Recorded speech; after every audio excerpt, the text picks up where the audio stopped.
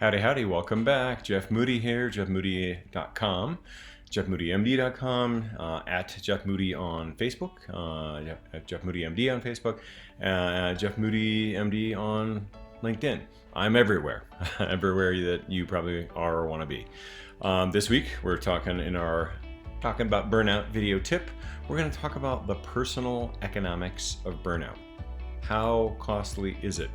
And you might say, you know what, I'm kind of grouchy and it doesn't really cost me anything. I'm like, well, wait a minute, let's actually kind of turn that around and actually put a pencil to paper on that. I'm like, in general, most studies show that burnout physicians are about 10 to 15% less productive than your average physician. So that's the first thing. So maybe you're losing 10 or 15% there. Second thing would be there is a number of studies that show that there's increased malpractice risk. So one malpractice lawsuit can be, tens or hundreds of thousands of dollars, depending on your malpractice carrier, what happens to your insurance afterwards, if you have practice issues that are related to your burnout. There can be increased risk based on how much call you take, about 4% per night on call. And even if you're getting paid to be on call, that may be not an equation that works out in your favor. And then also, one of the things you can't, maybe is hard to quantitate is because it's a lack of something, but what about lost opportunities? Say someone doesn't consider you for a job or a position or for a promotion within your organization into a higher leadership role because of your demeanor, because you're burned out, because you're difficult to work with. What does that cost you?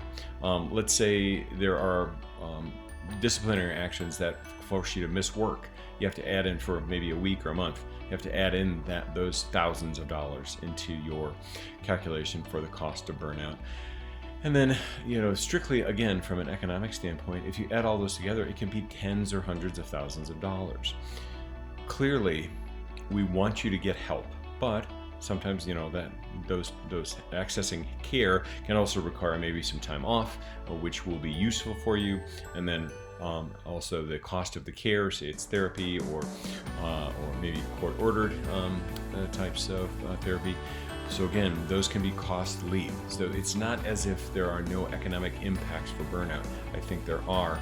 And please, I don't want you to not seek care because of the cost, because that's a useful cost.